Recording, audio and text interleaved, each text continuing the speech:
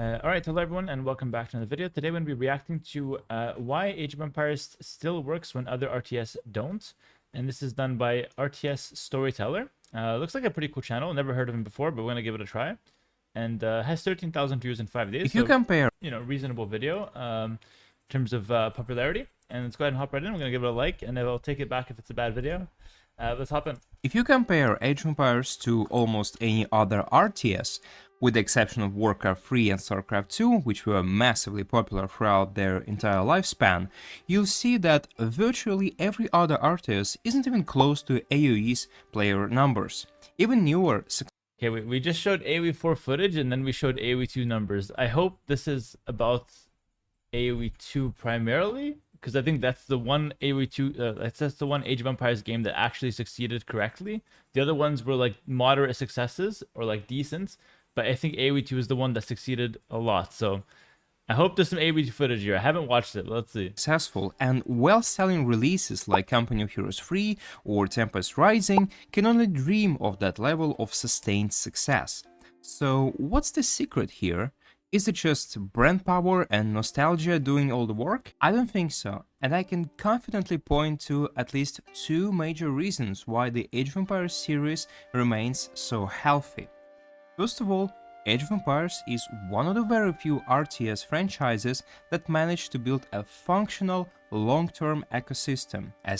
Wait, before we go to that point, I just want to say I agree with him that it's not only due to nostalgia. So I agree with that point right off the bat. Let's see what he has to say now about his points. So we built a good ecosystem, okay? Strange as it sounds, no other RTS has really managed to evolve long-term the way MOBA games have. What I mean by that is simple. The Age of Empires games receive constant updates, and not just balance patches, but huge amounts of new content. New single-player campaigns are released regularly, and new civilizations, basically factions that you can play in multiplayer, keep getting added.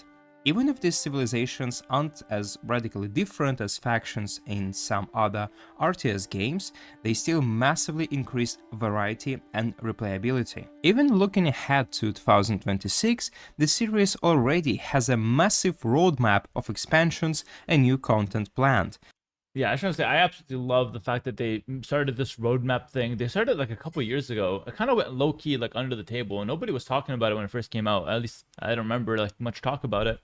But they've turned into this thing where you can just go to like one website and get news about every single game, and then it also has the tournament calendar of the tournaments coming up. It has advertisements of the big events, like for example the Red Bull Willow in London.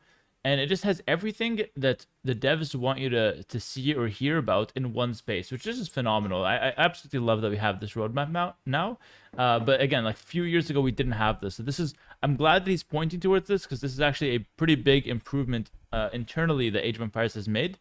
And yeah, it's great. It's getting recognition now by someone who's not necessarily in the AoE2 space, which I think is phenomenal. Just take a look at how much the developers intend to add going forward.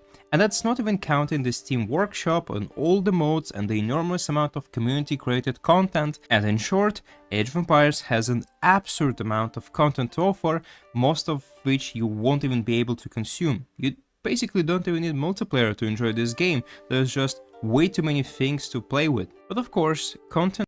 That's true, I agree with that. You don't need to play multiplayer to have a good time with AoE2 nor AoE4. I think they both have a lot of single-player content.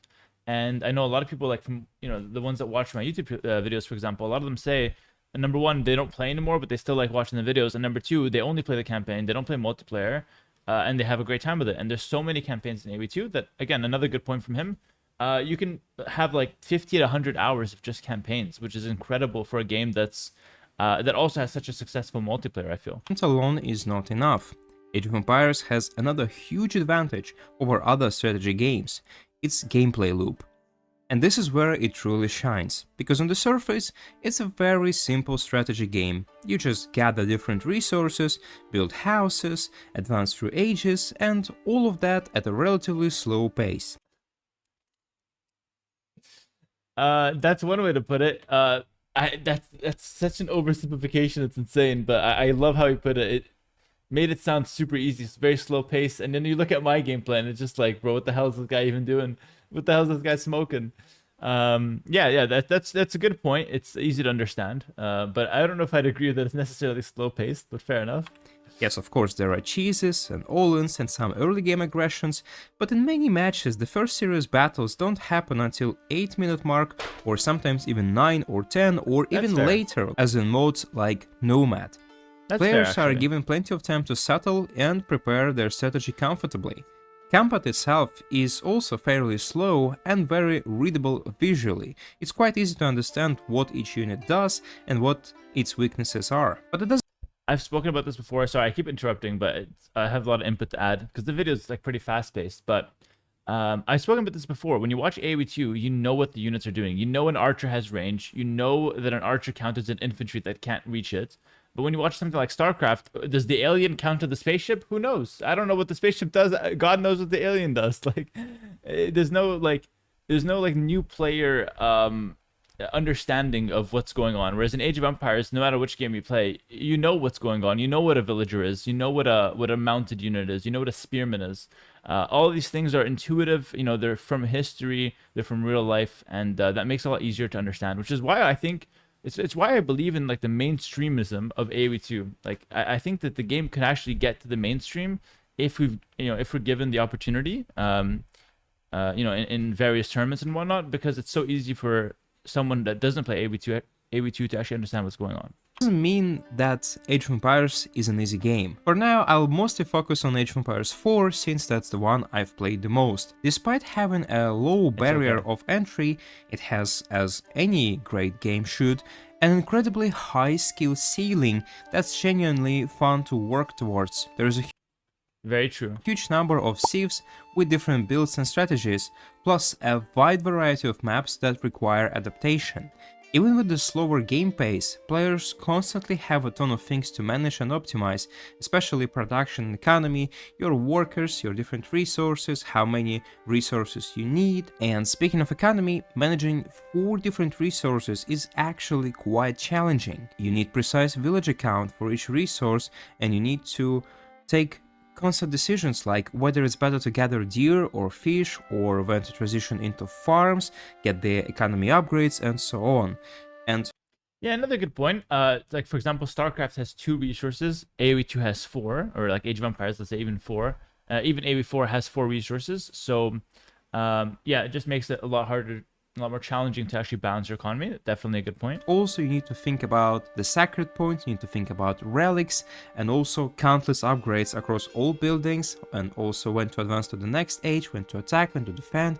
There's just so many layers of gameplay here, and when it actually comes to battles, there is a lot of micro potential with every unit, and you also need to keep track of enemy movements, and the maps are usually quite big, so suddenly you're dealing with a very complex RTS that offers enormous depth for pro players. And I think this is the main secret behind Age of Empires' popularity.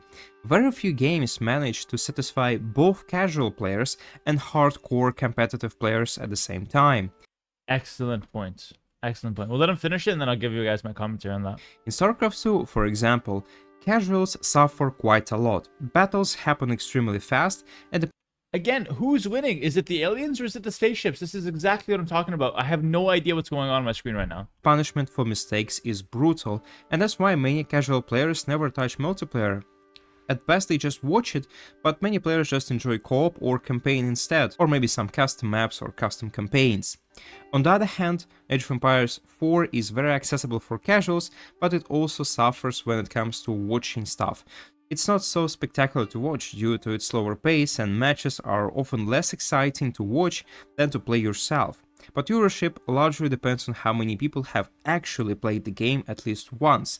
Even if the game is really interesting to watch, if you haven't touched it yet, you probably won't do that. Okay, there's a couple points here that I have to talk about. So first, I want to talk about the appealing to the casual and appealing to the competitive. I think AoE2 and to some extent AoE4 as well it's out of all the games, like out of all the competitive games that we have, they're one of the few that actually have a very successful casual base as well. Like, for example, Spirit of the Law appeals a lot to casual viewers, to the point where my brothers that don't even play the game, they like have played it, you know, they know about the game, they watch Spirit of the Law consistently. My brothers play the campaign as well. They barely play the game, they never touch multiplayer, and they play the campaign. They bought some DLCs. The casual player is being catered to, and the multiplayer players are also being catered to in another way, and both of them extremely successful. I know we criticize certain things like the lobby system is not the best in AV2, and certain friend features and whatnot not the best, but overall both worlds of multiplayer and casual play, like single player and whatnot, are being catered to in a very successful way, and there's very few games that actually do that. And yeah, I think that's one of the strengths that we have in the AoE franchise, so definitely agreed on that point. He brought up another point. I kind of forgot what it was though. Oh yeah, it's the slow pace and the watching of, or like the spectating of the game. That I think he's right about it. That if no one, like if you don't play the game, it's gonna be hard to just start watching it. Like most of the people that are watching the game, have played it at least once to like kind of know what's going on. But at the same time, there are a lot of stories of people that come in through something like Hidden Cup or something like Red Bull, and they start watching for the first time because it appeared on like Twitch front page or something like that, and they either recognize the game from way back in the day or just find it interesting, and then they stick around and start playing themselves.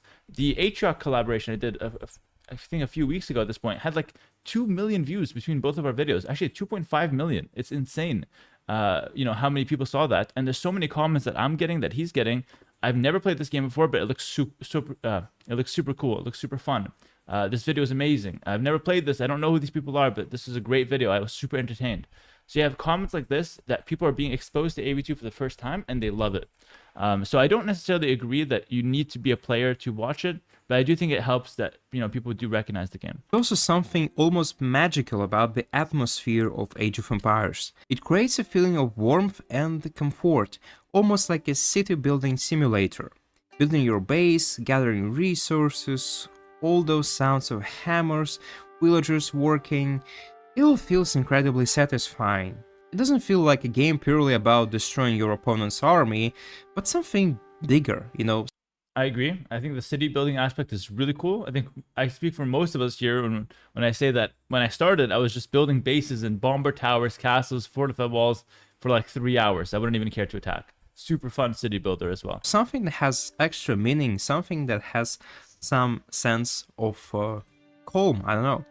I've never experienced this kind of cozy, comfortable atmosphere in any other competitive RTS. The colors, landscapes, wildlife, beautiful nature, and of course the unique music for each civilization, all that contributes to this feeling.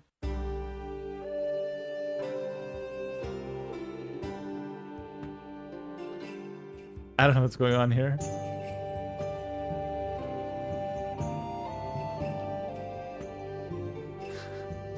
Combined with a slower... I think he's right about that as well. I think it's like super relaxing to play the game when you're not playing competitive, let's say. But even if you're playing competitive, it has some relaxing aspects for sure. And I think visually and like auditory, like audio wise, it's very easy on the ears, very easy on the eyes. Yeah, I think both games, actually, even AV4, to give it some credit here, also did a really good job with the sounds. It's one of my favorite things about the game. Pace, the game becomes almost like a meditation. You relax, then you get pulled into moments of intense action and heat, and then relax again at the start of the next match. Yes, there is early aggression and fast-paced games in Age of Empires as well, but long periods of calm are still a core part of the experience. And when you count all the civilizations, strategies and maps, you get phenomenal replayability at every single skill level, something that most RTS games struggle to achieve. Sure, there are of course some meta civilizations and strategies, but they only really become mandatory at the very top. Until then, players are free to enjoy whichever side of the conflict they like. And I agree with that. You can basically play any civ at like beginner to intermediate level, and it doesn't matter. So you can really just play what you like to play, which I think is a big strength. You don't need to meta, meta slave right off the bat. Even in pro play, you barely have to meta slave. Let's just be honest. Like, there's so many civs that are viable and options that are viable that like you barely have to meta slave, which I think is a really big strength, because when you're playing a game based on history, a lot of people are drawn to different, civilizations. Like, example, a guy from Turkey wants to play the Turks. Just a very basic example. Someone from Western Europe might go for like the Goths or the Teuns or something like that. So I think that's really good for beginner players that see all these different civilizations and can kind of narrow it down based on where they come from, personal preference, what they enjoy in history, etc. I think that's a really good part of both AoE2 games, both AoE and AoE2 and AoE4. Of course, it's just impossible to talk about atmosphere without mentioning Age of Empires 2 graphics. Nice. It was one of the last great 2D RTS games, and even today its visuals look incredibly rich and pleasant. They're just amazing. The art style is so charming and full of soul that it's genuinely a joy to look at every single time. And, comparing to Age of Empires 4 and Age of Empires 3, it still looks much better, to be honest. It's just a work of art. That's interesting. I always say that, but I'm an AoE2 fanatic. It's crazy to hear that from someone who might be a bit more casual when it comes to the AoE genre. I agree with that 100%. AoE2 looks better than AoE4, and I'll debate people on this. Like, AoE4 looks good in certain aspects, but like visually, like overall, AoE2 looks way better. It's not even close. And what's crazy is I think he's kind of dogging us a little bit because he's showing like the old school AoE2. Let people know, yo, we got a definitive edition, guys. We ain't playing this one. We're playing on DE. Also, the fact that this game is set in a historic setting is certainly a big boost to its popularity. Even though some people might not like it, it's still a lot easier to navigate than some sci-fi or fantasy setting. And that's pretty much why I think Age of Empires will stay on top for many more years. And that's it from me. Do you agree with this take, or you think there is a different reason? Check out my videos on CNC Generals and Stormgate, and also check out my Twitch where I stream from time to time. The links are in the description. Honestly, very good video. I'm not going to take back my like. I think he more than deserved it. Really liked that one. I think he made really good points. So just to conclude here, I think he made really good points on, where the strengths of AoE2 and AoE4 are in comparison to some of the other RTS games. And I think he's absolutely right that AoE2 is succeeding, or Age of Empires, let's say, is succeeding. And other RTSs are really not succeeding in today's age. Like, they're all on a decline.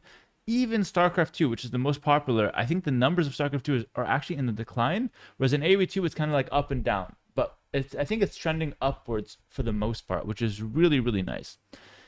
So conclusion, AoE2 is amazing, and AoE4 sucks, but no, I'm kidding. It's decent, and I think that we still have the best RTS franchise ever, and I think we're actually continuing to go upwards, which is very nice when it comes to like outlook towards the future. Yeah, really nice video from RTS Storyteller. Make sure to go subscribe to him if that's interesting to you. Like the video, at least go support him on this video. Send him a like and whatnot. And yeah, that's gonna be it for me. Thanks for watching. If you guys enjoy this kind of React content, let me know what else you want me to react to in the comments below. Feel free to recommend videos. I enjoy it because it's nice to see what people are saying about Age of Empires. And the last point here is I just like that he had so many good takes about AoE2 as like a more casual player that aligned very much with what I think about it as a competitive player, which I think is super cool. But yeah, that's it for me. Take care. Have a good one. Peace.